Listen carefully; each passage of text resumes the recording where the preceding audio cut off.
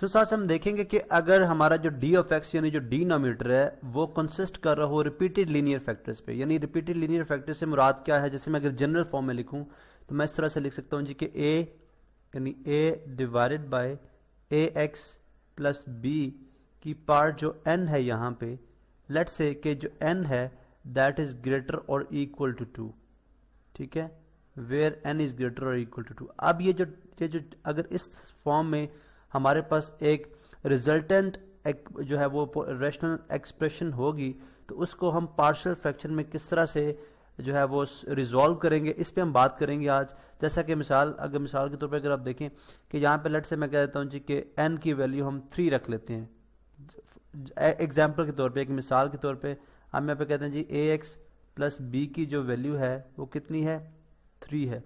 तो फिर जब ये पार्शियल फ्रैक्शन में इसको रिजॉल्व करेंगे तो एक दफ़ा ये आ जाएगा A over a x plus b first यानी 1 टाइम, फिर उसके बाद आ गया plus b over a x plus b second factor यानी स्क्वायर ऑफ फैक्टर के साथ, फिर C over a x plus b cube के साथ। और इसी तरह से अगर ये फैक्टर्स मजीद रिपीट हो रहा होगा तो हम इसी तरह से इसको कंटिन्यू रखेंगे।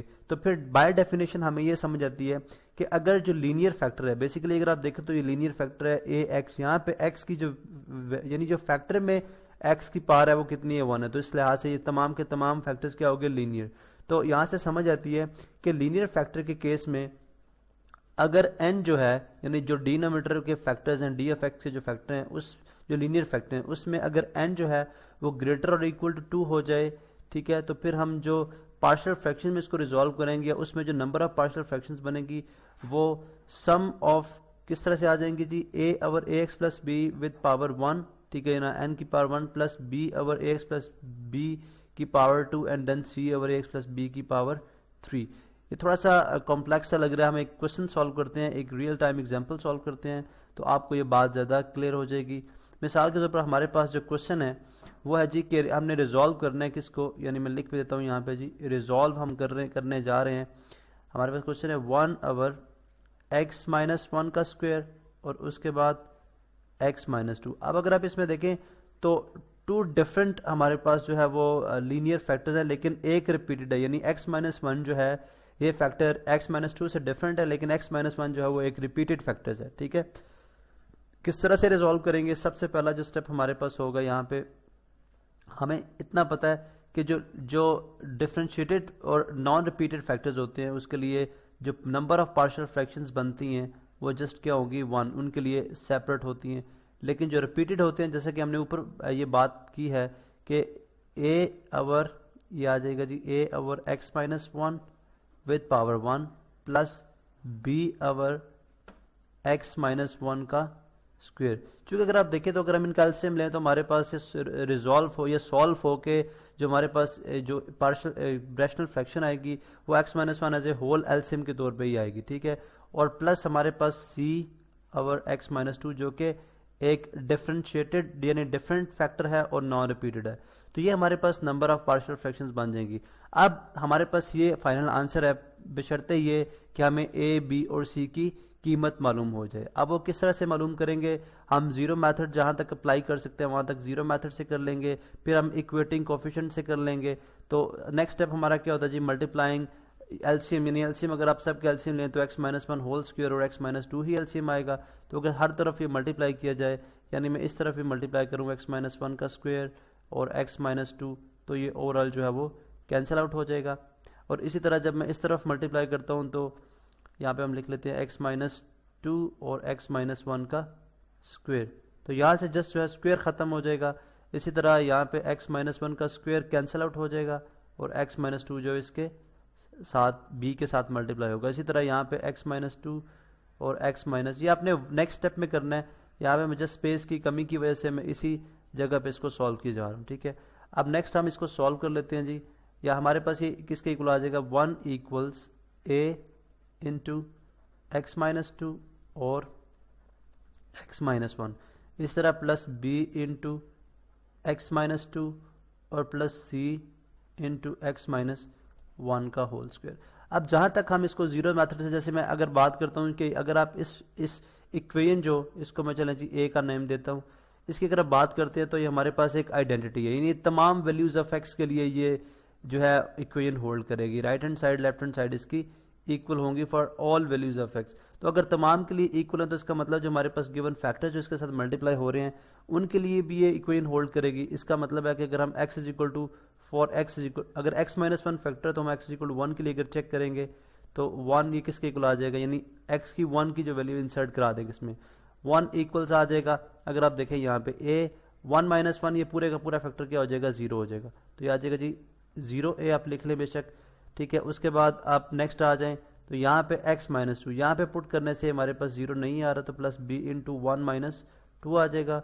और इसी तरह प्लस c, अगर आप यहाँ पे x का 1 पुट करते हैं तो 1 माइनस 1 0, 0 का स्क्वायर 0 ही होगा तो प्लस 0c आ जाएगा। तो यहाँ से हमें एक बात समझ आ रही है कि हमें b की जो वैल्यू है वो ओरिजिनेट होती नज़र आ रही है। 1 इज इक्वल टू ये 0 मल्टीप्लाई बाई a लिखने से आपको क्लियर हो जाएगा, 0 मल्टीप्लाई बाई c, ठीक है। ये 0 हो जाएगा तो आ जाएगा b 1 माइनस 2 इज माइनस 1। अब माइनस बी अगर आप देखें तो 1 is equal to minus b है, तो जो कि according to properties of equality ये b इज इक्वल या multiplying negative sign on both side से हो जाएगा b is equal to minus 1। इसका मतलब b की वैल्यू हमारे पास आ गई। इसी तरह अब अगर सेकंड हम देखते हैं तो सेकंड हमारे पास x माइनस 2 है, x माइनस 2 की वैल्यू भी हम निकाल सकते हैं। x माइनस 2 अगर फैक्टर हो तो हम x इक्वल टू 2 के लिए चेक कर लेंगे। चले जी for x is equal to 2 अगर देखते हैं आप तो 1 इज इक्वल टू आ जाएगा हमारे पास, ये देखिए अगर 2 पुट करेंगे तो 2 माइनस 2 0, तो a कम्प्लीटली 0 हो जाएगा।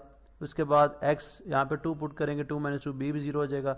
तो प्लस c की वैल्यू यहाँ पे हमारे पास निकल सकती है c into 2 minus 1 whole square. 2 minus 1 whole square mean के 1 का स्क्वायर 1 ही होता है, तो c इज इक्वल टू हमारे पास आ जाएगा 1 इज इक्वल टू c जो और c इज इक्वल टू 1। तो हमारे पास दो वैल्यूज जो हैं यहाँ पे आ चुकी हैं। अब देखें जो a की वैल्यू है वो हमारे पास और कोई डिफरेंट फैक्टर नहीं है जिससे हम निकाल सके, तो हम उसको बाय इक्वेटिंग फैक्टर्स निकालेंगे। उसके लिए हमें जो है वो क्या करना होगा कि यहाँ पे मैं यहाँ पे ही ये स्टेप कर देता हूँ। अगर आप देखें यहाँ पे तो मैं इसको मल्टीप्लाई करूँगा जी, ये हमारे पास जो चीज़ आएगी वो कुछ सा आएगी 1 इक्वल्स a इंटू अगर आप ये देखें तो एक्स स्क्वेयर माइनस 3, दोनों को मल्टीप्लाई करें तो माइनस 3x और प्लस 2, और इसी तरह से plus b x minus 2b बेशक आप डायरेक्टली मल्टीप्लाई कर दें, और plus c into x square minus 2x और प्लस 1। तो अब अगर आप just equating the coefficient of x, अगर मैं इसको मल्टीप्लाई करूं तो a एक्स स्क्वेयर के साथ मल्टीप्लाई हो रहा है, इस तरह यहाँ पे c एक्स स्क्वेयर के साथ मल्टीप्लाई हो रहा है। तो अगर हम कोफिशिएंट ऑफ x को है इक्वेट करें, यहाँ पे अगर देखें तो यहाँ पे एक्स स्क्वेयर अगर मैं लिखना भी चाहूँ तो मैं 0x स्क्वेयर की फॉर्म में इसको लिख सकता हूँ, ठीक है। तो इसका मतलब है अगर हम कोफिशिएंट ऑफ x को कंपेयर करते हैं तो 0 इक्वल्स a के साथ एक्स स्क्वेयर है, एक्स स्क्वेयर के साथ a है, और यहाँ पे एक्स स्क्वेयर के साथ c है, तो क्या आ जाएगा 0 इक्वल्स a प्लस c। तो यहाँ से हम इसको इक्वेट करा सकते हैं। So by equating coefficient of x square, ये आपका नेक्स्ट स्टेप है। लेकिन यहाँ पे अगेन टाइम की कमी भी और जो है स्पेस की कमी की वजह से भी हम इसको इस तरह से कर रहे हैं जी। एक्स स्क्वेयर हमारे पास आ जाएगा 0 equals a plus c, because ये एक्स स्क्वेयर के कोफिशिएंट्स हैं। अब हमें पता है जी हमें वैल्यू हमारे पास अगर आप देखें तो c की वैल्यू गिवन है जो कि है 1। If c is equal to 1 तो a is equal a minus आ जाएगा 1, तो a किसके इक्वल आ जाएगा by adding additive inverse of minus 1 on both side, तो a किसके इक्वल आ जाएगा हमारे पास 1 के इक्वल। तो c is equal to plus 1 था, तो यहाँ पे हम एडिटिव इनवर्स अगर ऐड करेंगे 1 का तो माइनस 1 होगा, तो a इज इक्वल टू आ जाएगा माइनस 1, ठीक है। अब हमारे पास a b और c की वैल्यूज आ चुकी हैं।